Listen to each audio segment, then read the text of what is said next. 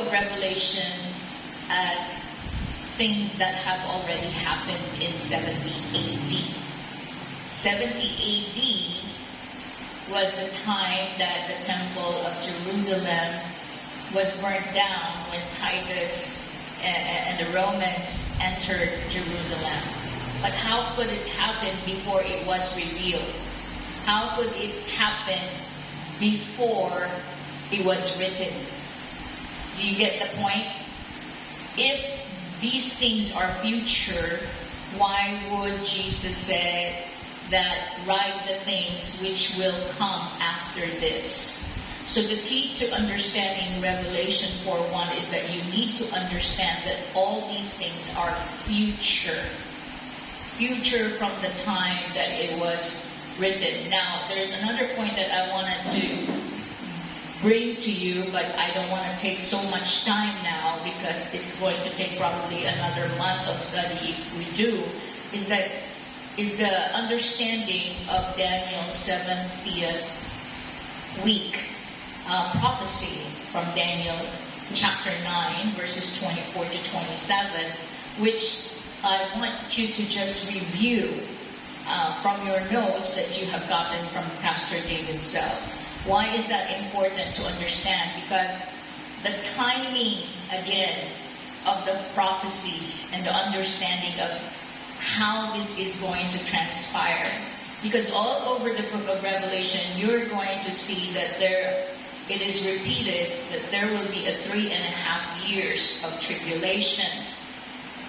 Now, a lot of scholars are going to tell you there are 7 years. This actual time of the last 7 years. Well, again, I want you to review the Daniel week prophecy because 7 weeks equal 49 years, and this brings up actually to brings us from 457 BC, from the time the command to build Israel, to the time of Malachi, about 408 BC. And we know it's so significant because Malachi's time is the last. Malachi was like the last prophet, and there were 400 years of silence in Jerusalem, and also in Daniel 9, it would tell you that there's 49 weeks and another 62.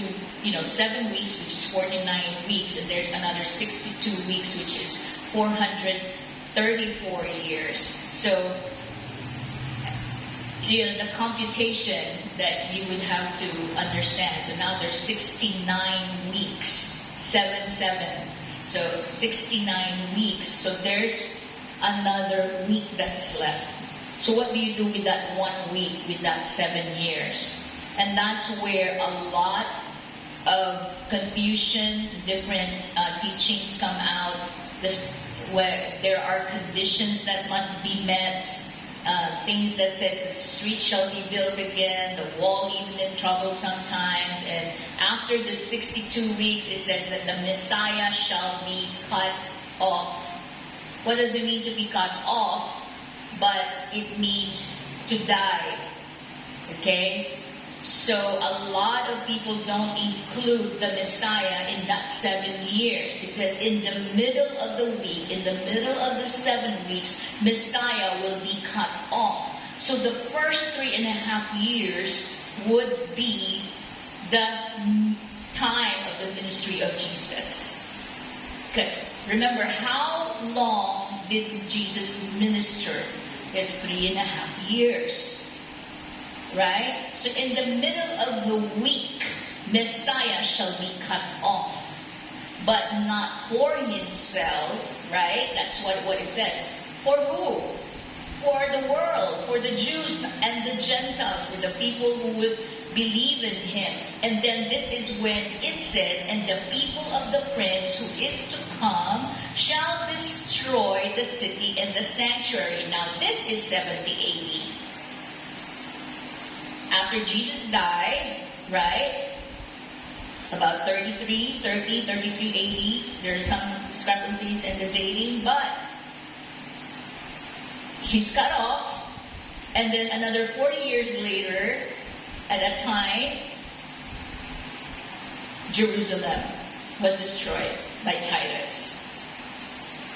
So this is where the destruction of Jerusalem happens based on Daniel's prophecy, not the Revelation prophecy. Okay, so I want you to understand that this is where you will get Revelation. Daniel 9:26 says, "And the people of the prince." Some people would describe this prince as the Antichrist, but it's not, because the Antichrist is not going to destroy the temple.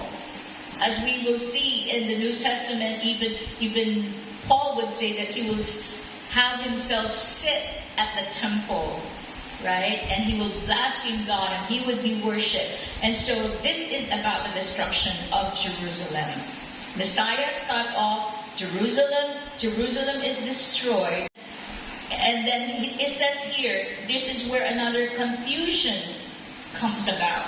He will confirm or a covenant with many for 1 week. Some scholars would describe the he here as the Antichrist again.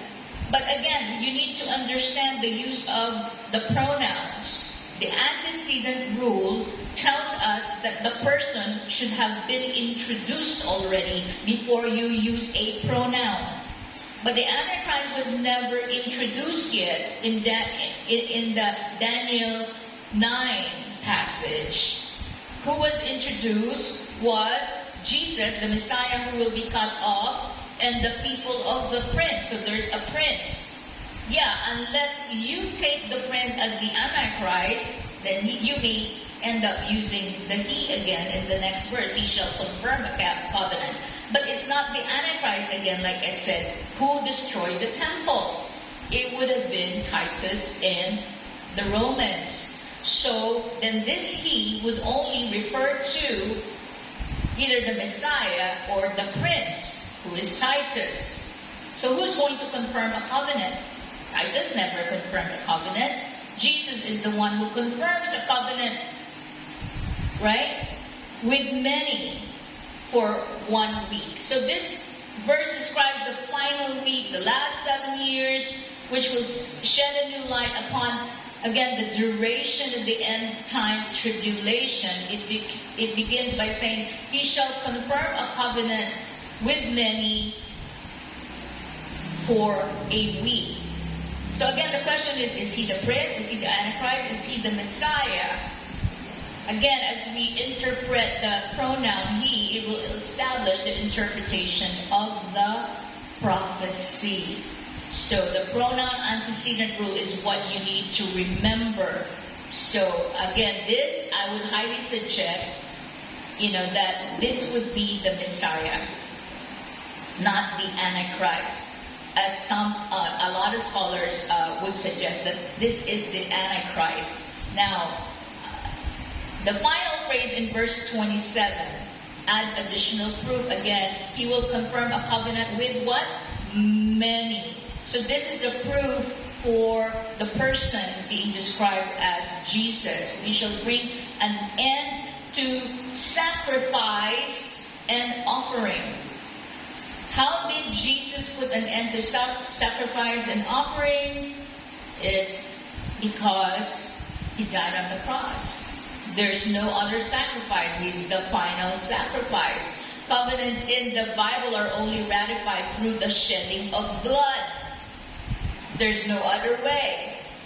Titus did not confirm a covenant by shedding his own blood. And the Messiah and the Antichrist is never going to do that. Right? Hebrews 9:16 would read that for where there is a testament, there must also be a necessity to death and a testator. So between Prince Titus and Jesus, Jesus is the only candidate that would shed his blood for many for the purpose of establishing a covenant with many. So Hebrews 9:28 also tells us, so Christ was offered once to bear the sins of many.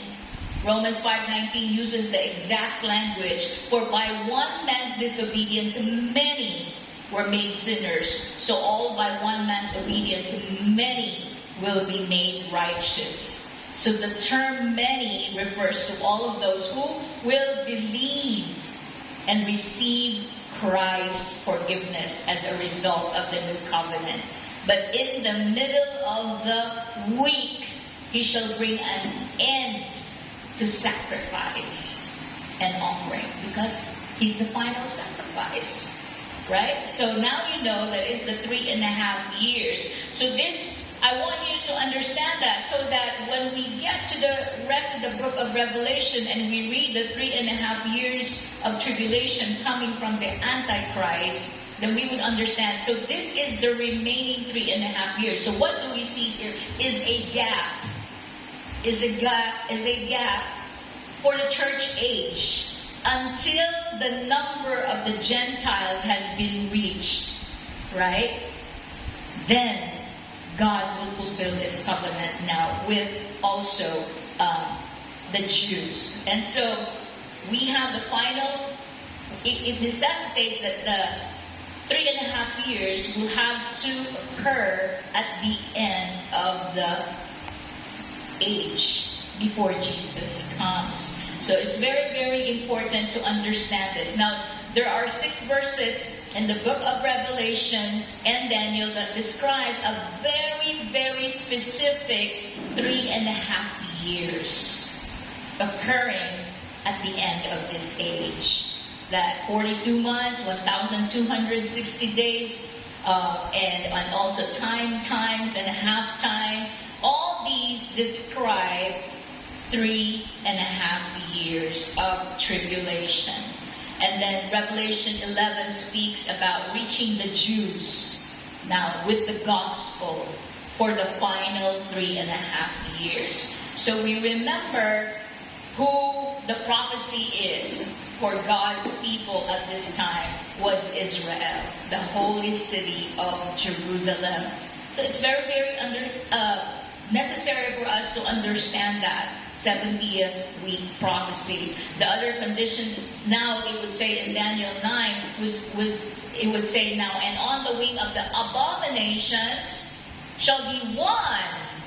Listen to this one. Shall be one who makes desolate even until the consummation. Now this is the statement where the Antichrist is introduced.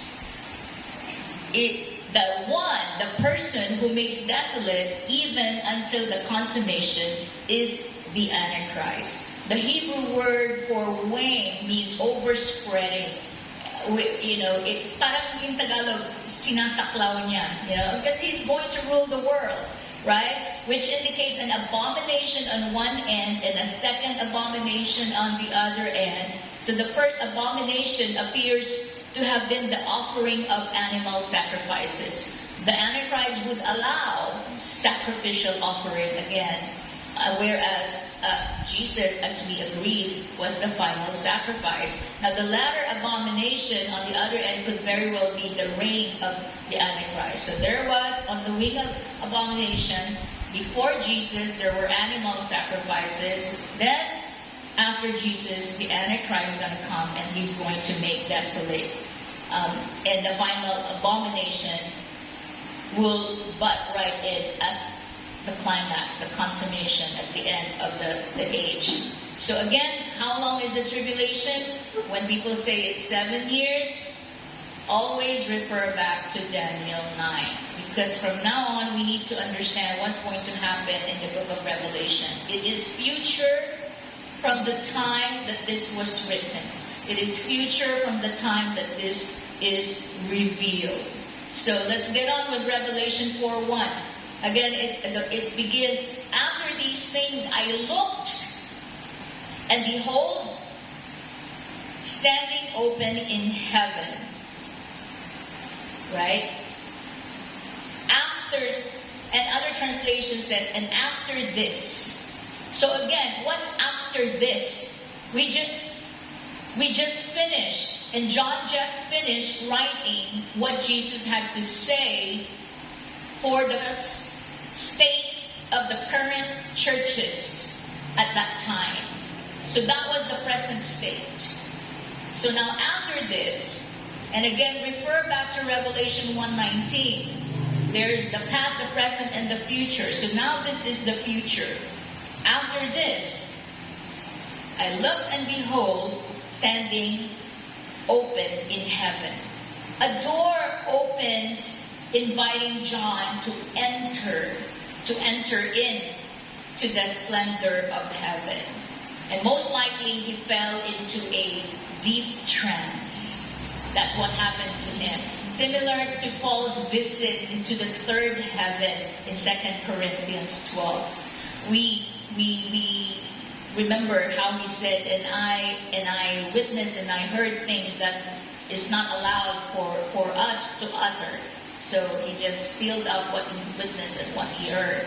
And so he was transported in the spirit to be in heaven. The doors of heaven was open for him. And then he said, and the first voice which I heard was like a trumpet speaking with me. What does he mean by the first voice that we heard? Remember in Revelation chapter 1, in verses 10 to 11, he already heard that first voice, which was the voice of Jesus himself. So, and the voice was resembling a trumpet, the sound of a trumpet now. Other voices will later be heard in the book of Revelation, coming again from Jesus, as well as angels. You know, there are some angels, the 4 living creatures, and a great multitude of people. And so then the voice that he heard, who is the voice of Jesus, said, come up here. Come up here. And I will show you things which must take place, listen to this, after this. Remember again, Revelation 1:19 divided the book in 3 parts. I have to repeat it again and again because sometimes, you know, it really takes repetition for us to understand a certain matter. Where he says, write the things which you have seen. That's past. Ano yung mga nakita mo? Right now, right? He had seen, what's the first thing that he had seen? He had seen the description of Jesus.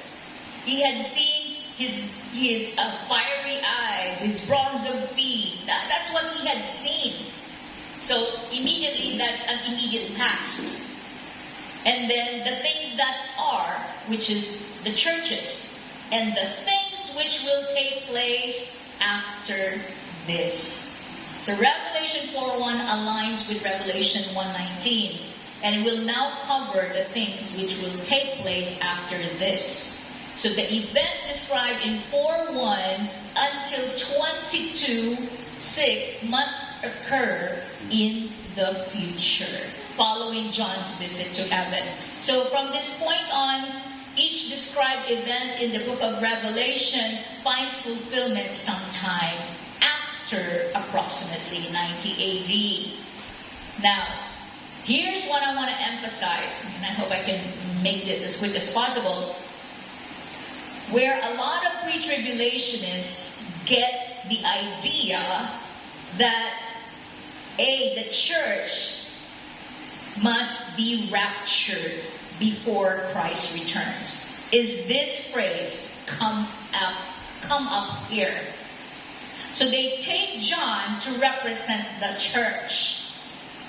That, whereas, who is Jesus talking to? Think about it in context, law of hermeneutics. When you do proper exegesis, you have to understand who's speaking, who's being spoken to.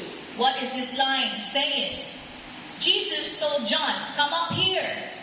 And he was in the spirit and he was in heaven. So some dispensational school of interpretation believe the calling up of John represents the church, the entire church to have been raptured. But support for this view is only based upon how the word church appears 20 times in the first 3 chapters. They're saying, well, because the church is never mentioned after chapter 3, therefore, the church must not be on earth during the tribulation. So I want you to watch my episode on Behold the End Times, which I entitled, What? the church is not present, in Revelation, 4:1 to 22. Well, because of this common error that pre-tribulationists believe. But if you are going to study, which we're going to look at in the next few weeks as we look at chapter 4 and all throughout Revelation, we're going to see that the church is present and the church are going through some things. And the church is being called by different terms. Like the saints, those who die, in the name of the Lord and things like that. So this here is just an assumption,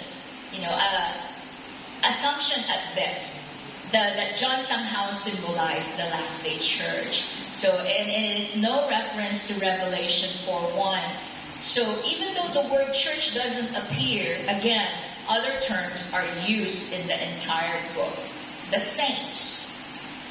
Don't you think the saints represent the church? The souls of those slain for the word of God?